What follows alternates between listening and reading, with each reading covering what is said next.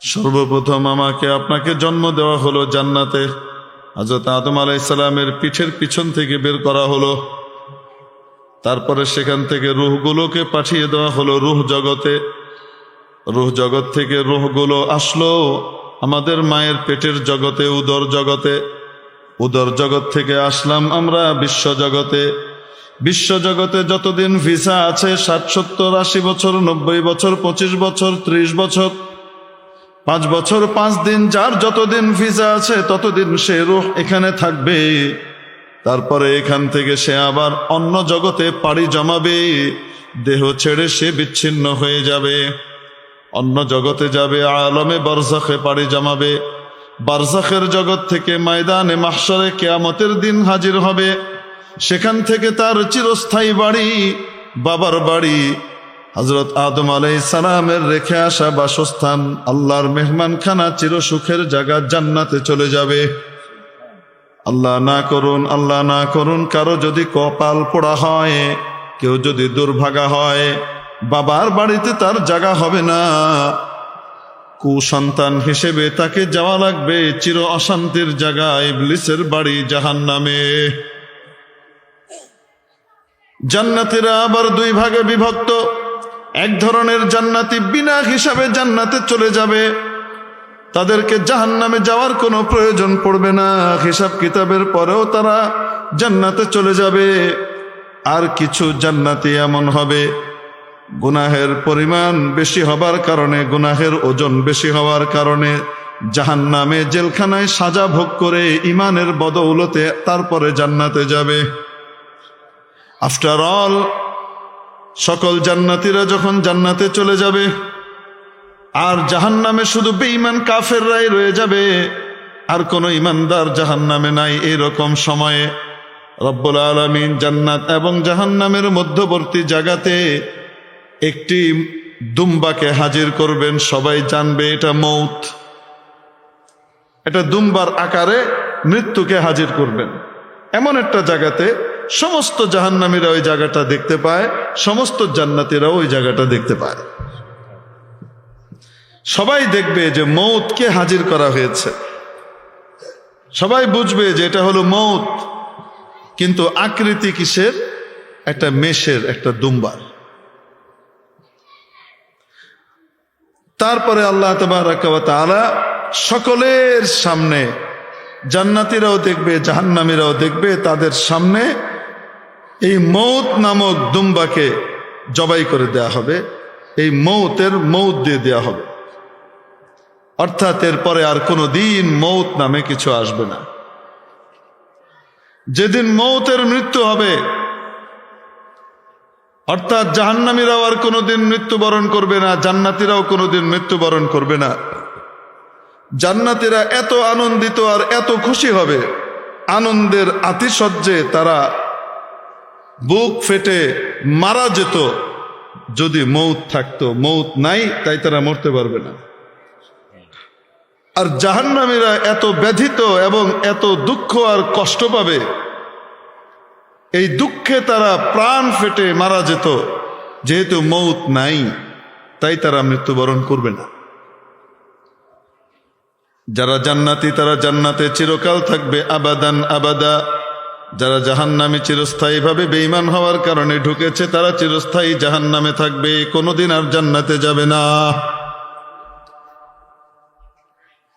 রূহের যে মৃত্যু আসতে পারত, সেই মৌতের মৃত্যু হয়ে গেছে, আর কোনোদিন মরণ আসবে না। শরীর তো শেষ হয়ে যায়, কিন্তু রূহ কখনো শেষ হয় না। বুঝে থাকলে বলেন অধিক গুরুত্বপূর্ণ কোনটা, শরীর না রূহ? এই রূহ বসবাস করে মানুষের শরীরের মধ্যে। ছোট্ট একটা গোশতের টুকরো আছে, যেটাকে হার্ট বলি আমরা, কলব বলি, সেখানে রূহ বসবাস করে। কোথায়? কলবের মধ্যে। যেহেতু রূহের আবাসস্থল হলো কলব, তাই কলবের গুরুত্ব গোটা শরীরের মধ্যে সবচেয়ে বেশি। কলব এর প্রভাব গোটা শরীরের সমস্ত অঙ্গ প্রত্যঙ্গের উপর প্রতিফলিত হয়।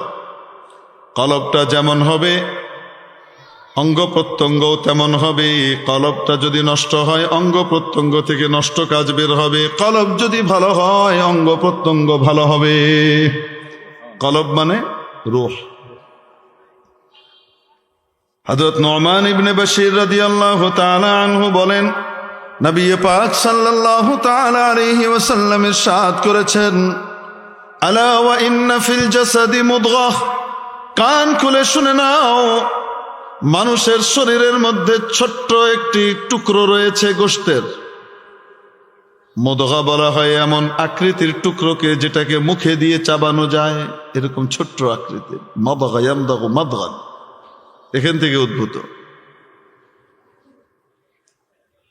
চর্বণযোগ্য আকারের ছোট্ট গোশতের টুকরাকে কি বলে? মুদগা বলে। ইন জেনারেলি যে কোনো টুকরাকে কিতআতুম মিনাল লাহম বলে। আলা ইন্না ফিল জাসাদি মুদগা, মনে রেখো শরীরের মধ্যে ছোট্ট একটা টুকরো রয়েছে। ইদা সালুহাত, যদি ওই টুকরোটা ভালো হয়ে যায়, সালুহাল জাসাদু কুল্লুহু, মাথা থেকে পা পর্যন্ত সবটুকু ভালো হয়ে যায়। ওয়া ইদা ফাসাদাত, যদি ওটা নষ্ট হয়ে যায়, ফাসাদাল জাসাদু কুল্লুহু, হাত পা চোখ নাক কান গোটা শরীর নষ্ট হয়ে যায়। চোখ দিয়ে পচা কাজ হবে, হাত দিয়েও পচা কাজ হবে। খুন, রাহাজানি, ছিনতাই, ডাকাতি, চুরিচামারি, অন্যের হক নষ্ট করা ইত্যাদি হতে থাকবে। শরীর থেকে বাজে কাজ প্রকাশ পেতে থাকবে। কেন? ওই ছোট্ট টুকরোটা নষ্ট হয়ে গেছে। নবীজি বলেন, জানো ওই টুকরোটা কোনটা? আলা ওয়াহিয়াল কলব, ওটা হলো অন্তর, ওটা হলো হার্ট, ওটা হলো কলব। কারণ ওখানেই কে বসবাস করে? আত্মা এবং রূহ বসবাস করে। মেরে মুহতারাম দোস্ত, আজিজ ও বুজুর্গ, বলছিলাম মানব জীবন পরিচালিত হয় দুটো জিনিসের সমন্বয়ে দুনিয়াতে। একটা হলো তার শরীর, একটা হলো তার আত্মা। শরীর অসুস্থ হলে, রোগাক্রান্ত হলে ডাক্তারের কাছে যেতে হয়, হসপিটালে ভর্তি হওয়ার আগে, ঠিক কিনা? তেমনি ভাবে রুহের যদি রোগ হয়, রুহের রোগের নাম হলো আল্লাহর নাফরমানি। রুহের রোগের নাম কি? আসতে বলেন। গুনাহ, ছোট হোক বড় হোক, যে কোনো রকমের হোক, এই গুনাহ হলো রুহের রোগ। রুহের মধ্যে যদি রোগ হয়, এত গুরুত্বপূর্ণ অঙ্গটার মধ্যে যদি রোগ হয়ে যায়, সেই রোগকে সারানোর দরকার আছে না নাই? সবচেয়ে দামি অঙ্গ যেহেতু কলব আর রূহ, এজন্য রব্বুল আলামিন সবচেয়ে দামি মানুষদেরকে বাছাই করেছেন। গোটা পৃথিবীর মধ্যে সবচেয়ে ভালো মানুষদেরকে বাছাই করেছিলেন ওই হার্টের উপরে কাজ করবার জন্য। তারা হলেন নবী রাসূল। তারা কারা? নবী রাসূল, যারা নিষ্পাপ, কোনোদিন তাদের কোনোদিন কোনো গুনাহ হয়নি, কখনো হবেও না। নবীদের কখনো কোনো গুনাহ হয় না। আল্লাহ রাব্বুল আলামিন এই রূহের ডাক্তার হিসেবে তৈরি করে দিলেন নবী রাসূলকে। দুনিয়ার ডাক্তার যখন চিকিৎসা করে, মেডিকেল সায়েন্সের যে বই আছে, গাইডলাইন আছে, সেটা দেখে দেখে সেটা অনুযায়ী চিকিৎসা করে, ঠিক কিনা? রুহানি ডাক্তার নবী রাসূলরা, তারা যখন রূহের ট্রিটমেন্ট এবং চিকিৎসা করবেন, ওয়ায়ুযাক্কিহিম, এই আমল করবেন। কিসের মাধ্যমে করবেন? আল্লাহর পক্ষ থেকে দেওয়া আসমানি এলেম যে রয়েছে, সেই গাইড বুক অনুযায়ী। আসমানি এলেমের যে কিতাব রয়েছে, সহিফা রয়েছে, যে ওহী রয়েছে, সেটাই হলো নবী রাসূলের চিকিৎসার মাধ্যম। ওটা দিয়ে ওনারা কি করেন? ট্রিটমেন্ট করেন। বুঝাইতে পারেন নাই? রব্বুল আলামিন হযরত আদম আলাইহিস সালামকে পাঠালেন সর্বপ্রথম রুহানি চিকিৎসক হিসেবে। উনি যখন চলে গেলেন, উম্মতের মধ্যে রোগ হবে কি হবে না? রোগ হলে সেই ট্রিটমেন্টের জন্য ডাক্তার তো দরকার। পাঠাইলেন হযরত শীস আলাইহিস সালামকে, তারপরে পাঠালেন ডাক্তার হযরত ইদ্রিস আলাইহিস সালামকে। এর কিছুদিন পরে মানুষের রোগ অনেক বেড়ে গেল। ছোট রোগ না, এখন বড় রোগ। শিরকে লিপ্ত হয়ে গেছে। ইন্নাশ শিরকা লাযুলমুন আযীম, নিশ্চয়ই শিরক সবচেয়ে বড় গুনাহ। জুলমের এক অর্থ হলো গুনাহ। জুলমের এক অর্থ কি? আসতে বলেন। গুনাহকে কি বলে? কোরআন হাদিসে জুলুম বলে অনেক সময় গুনাহ বোঝানো হয়েছে। আমরা এই যে নামাজের মধ্যে পড়ি না, আল্লাহুম্মা ইন্নী যালামতু, বলেন দোয়া মাসুরা পড়ি না, আল্লাহুম্মা ইন্নী যালামতু নাফসি যুলমান কাসীরা, আয় আল্লাহ আমি জুলুম করেছি নিজের উপর, অনেক অনেক জুলুম। ওয়ালা ইয়াগফিরুদ যুনুবা ইল্লা আনতা, এই জুলুম নামক গুনাহগুলোকে ক্ষমা করার মালিক একমাত্র আপনি। এখানে জুলুম দিয়ে কি বোঝানো হয়েছে? আমি জুলুম করেছি মানে আমি গুনাহ করেছি। আল্লাহ আমি নিজে নিজে গুনাহ করেছি, আমার উপরে অত্যাচার করেছি গুনাহের মাধ্যমে। আপনার যে নৈকট্য লাভ করতে পারতাম গুনাহ না করার মাধ্যমে, সেই নৈকট্য থেকে দূরে সরেছি, আমার উপরে অত্যাচার করেছি। ওয়ালা ইয়াগফিরুদ যুনুবা ইল্লা আনতা ফাগফির লি, অতএব আপনি ক্ষমা করে দিন আমাকে, মাগফিরাতাম মিন ইনদিকা, আপনার পক্ষ থেকে বিশেষ ক্ষমার মাধ্যমে। ওয়ালা ইয়াগফিরুদ যুনুবা ইল্লা আনতা, আপনি ছাড়া আর কেউ ক্ষমা করার নেই।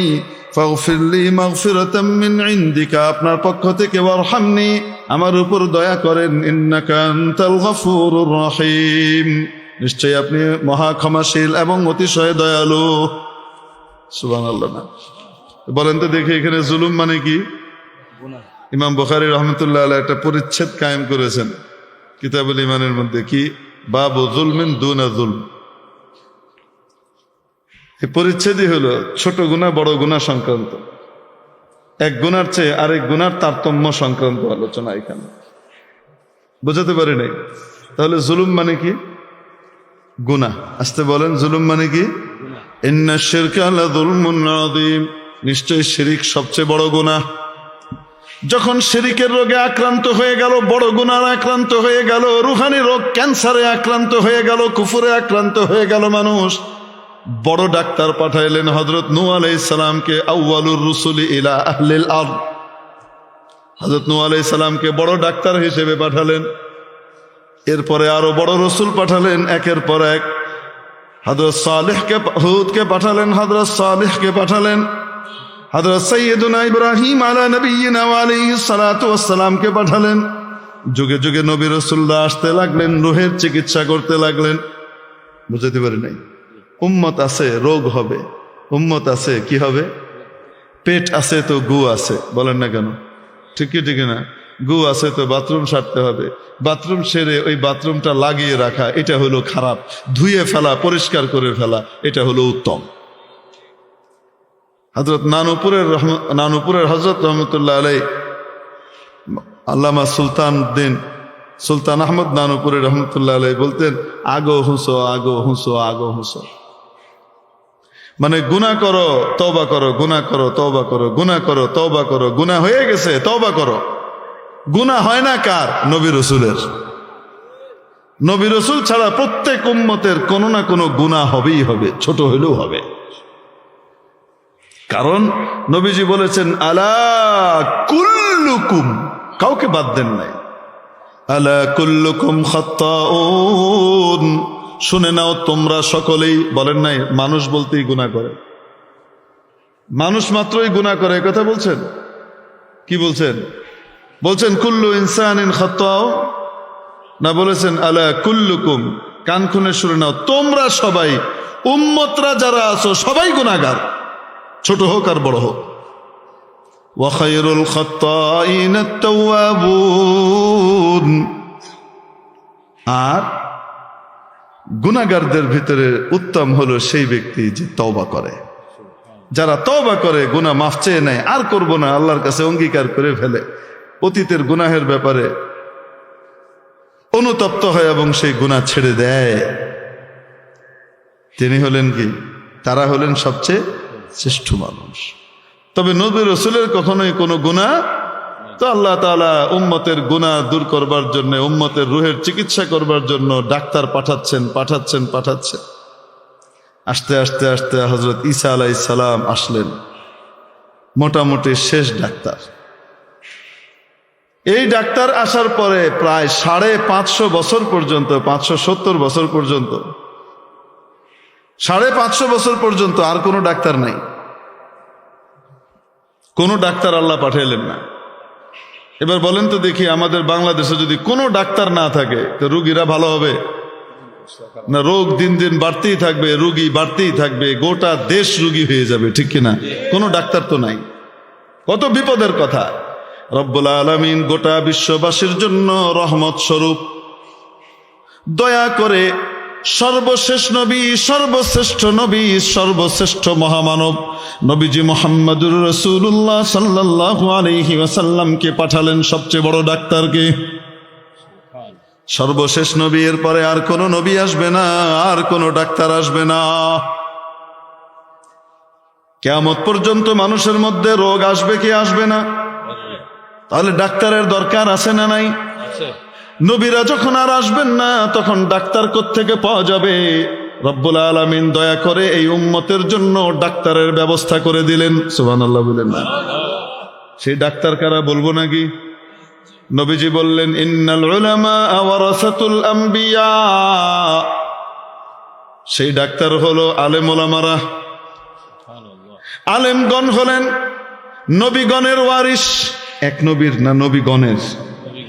সমস্ত নবীর ওয়ারিস হলেন আলেম ওলামারা। আর নবীগণ যে ট্রিটমেন্ট করতেন, চিকিৎসা করতেন, সেই চিকিৎসার গাইড বুক ছিল আসমানি এলেম, ঠিক কিনা? ওয়াইন্নাল আম্বিয়া লাম ইউরিসু দিনারাও ওয়ালা দিরহামা। আর নবী রাসূলরা মিরাস সূত্রে, মিরাস হিসেবে, ওয়ারিস সূত্রে টাকা পয়সা, ধন দৌলত, গাড়ি বাড়ি আর দিনার দিরহাম রেখে যান না। ইন্নামা ওয়ারাসুল ইলম, তারা মিরাস সূত্রে রেখে যান আসমানি ইলম। এজন্য নবীর অনুপস্থিতিতে আলেম ওলামারা হলেন উম্মতের ডাক্তার, ঠিক কি ঠিক না? এখন আসেন তো দেখি, শরীরের চিকিৎসা করার জন্য আমরা কোথায় যাই? ডাক্তারের কাছে যাই। রুহের চিকিৎসার জন্য যেতে হবে কার কাছে? আলেম ওলামার কাছে, রুহানি ডাক্তারের কাছে। দুনিয়ায় যেমন হসপিটাল আছে, রুহানি ডাক্তারের চিকিৎসারও কি আছে? মাদ্রাসাগুলা হলো এক একটা হসপিটাল। এমনি ভাবে হক্কানি পীর মাশায়েখের যে খানকাগুলা আছে, সেগুলোও হলো একটা রুহানি রোগের হসপিটাল। এমনি ভাবে দাওয়াত ও তাবলীগ হলো আরেক হসপিটাল। এই হসপিটালের ভিতরে কারা চিকিৎসা দিবেন? আস্তে বলেন, ডাক্তাররা। কারা চিকিৎসা দিবেন? ডাক্তাররা। আসেন এবার দুনিয়ার এক হসপিটালে আমরা গেলাম। সেখানে ডাক্তার পরামর্শ দেন, বাস্তবায়ন করেন কারা? নার্স এবং ওয়ার্ড বয়রা। অনেক ওয়ার্ড বয় অনেক পুরনো থাকে, এত অভিজ্ঞ থাকে, অনেক নতুন ডাক্তারের চাইতেও প্র্যাকটিক্যাল জ্ঞান তার বেশি থাকে। অনেক সময় হয় কি হয় না? প্র্যাকটিক্যাল জ্ঞান, পুঁথিগত জ্ঞান না।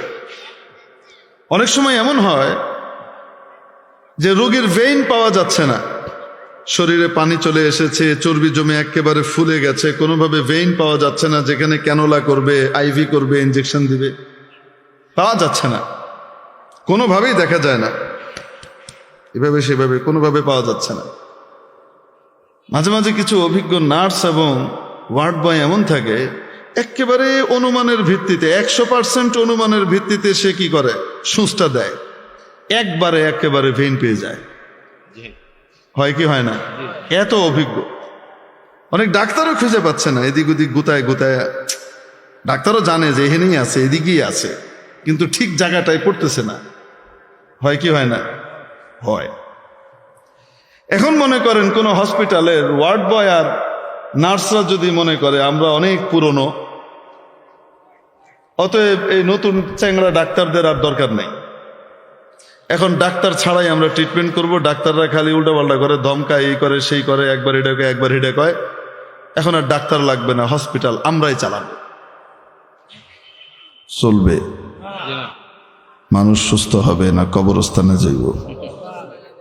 বুঝেননি কি কই? অভিজ্ঞতা কিন্তু তার অনেক বেশি, কিন্তু ওই অভিজ্ঞতা তখন দামি হবে যখন ডাক্তারের তত্ত্বাবধানে থাকবে। প্রেসক্রিপশন দেওয়ার অথরিটি কিন্তু তার নাই। প্রেসক্রিপশন দিবে কে? ডাক্তার, সে যত পুরানাই হোক। ঠিক এমনি ভাবে আমাদের মাদ্রাসার কমিটির ভিতরেও দেখবেন এরকম অনেক ওয়ার্ড বয় এবং নার্স আছে। আলেম ওলামারা, মাদ্রাসার প্রিন্সিপাল সাহেব সহকারে এনারা হইলেন ডাক্তার, আর এরা হইল ওয়ার্ড বয় এবং নার্স। কমিটি যদি মনে করে আমরাই সব চালাই আলবাম, হুজুর লাগতো না, সেই মাদ্রাসা ও কচু খাইব। ঠিক কি ঠিক না? এমনি ভাবে পুরনো সাথী যারা আছে দাওয়াতের মেহনতের ভিতরে অনেক মেহনত করেছে, প্র্যাকটিক্যাল জ্ঞান কিন্তু মাশাআল্লাহ অনেক বেশি। কাউকে দিয়ে এমন 1 মিনিটে দাওয়াত দেয় এবং তুষ্কিল হয়ে যায়। নতুন ডাক্তার এসে 10-15 মিনিট, 20 মিনিট, আধা ঘন্টা, 15 মিনিট লাগে, কিন্তু হ্যাঁ 1 মিনিটে দাওয়াত দিছে, ঘুরাই লেছে। হয় কি হয় না? এরকম অনেক পুরনো সাথী আছে। এখন পুরনো সাথী যদি মনে করে যে এখন আর আমাদের ডাক্তার লাগবে না, আমরা নিজেরাই চলতে পারবো, হসপিটাল চলবে, আল্লাহ তাআলা এই কথাটাই আমাদেরকে বুঝার তৌফিক দান করে। কোরআনে কারিমে আল্লাহ এটাই বলছেন, ওয়ানুনাজ্জিলু মিনাল কুরআন মা, আমি এই কোরআনের ভিতরে যা অবতীর্ণ করেছি শিফা, ঈমানদারদের জন্য রোগ মুক্তি, ওয়া রাহমাহ, এবং রহমত। আল্লাহ তাআলা আমাদেরকে ভালো ডাক্তারদের শরণাপন্ন হয়ে দিনের সমস্ত কাজগুলা করবার তৌফিক দান করেন। ওয়া আখিরু দাওয়ানা আলহামদুলিল্লাহি রাব্বিল আলামিন। আসসালামু আলাইকুম ওয়া রাহমাতুল্লাহি।